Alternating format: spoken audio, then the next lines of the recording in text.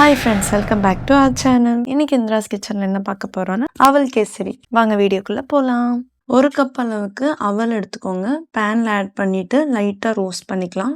Roast பண்ணிவிட்டு இது ஆறட்டும். மிக்ஸி ஜாருக்கு மாற்றிக்கலாம். இன்னொரு பேன் வச்சுட்டு 1 டேபிள் ஸ்பூன் கீ, 10 முந்திரியை உடச்சி இதில் ஆட் பண்ணிக்கலாம். 15 திராட்சை இதில் ஆட் பண்ணிக்கலாம். கொஞ்சமாக ரோஸ்ட் பண்ணிவிட்டு இதெல்லாம் தனியாக எடுத்து வச்சுக்கலாம்.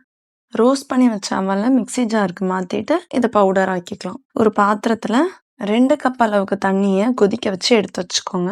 ஒரு பேனில் 2 டேபிள் ஸ்பூன் கீ ஆட் பண்ணிக்கலாம். ஃபைனாக பவுடர் பண்ண அவலை இதில் ஆட் பண்ணி லைட்டாக மிக்ஸ் பண்ணிக்கலாம்.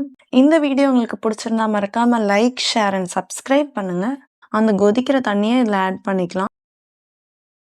கேசரி பதத்துக்கு வந்துருச்சு. 1 கப் அளவுக்கு நாட்டு சக்கரை ஆட் பண்ணிவிட்டு இதை நல்லா மிக்ஸ் பண்ணிக்கலாம்.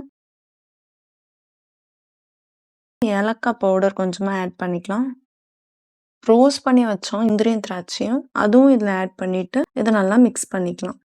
ஸ்டவ் ஆஃப் பண்ணிட்டு இறக்கிட்டு சர்வ் பண்ணிங்கன்னா அவல் கேசரி ரெடி ஆயிடுச்சு. நீங்களும் ட்ரை பண்ணி பாருங்கள். நெக்ஸ்ட் வீடியோவில் பார்க்கலாம்.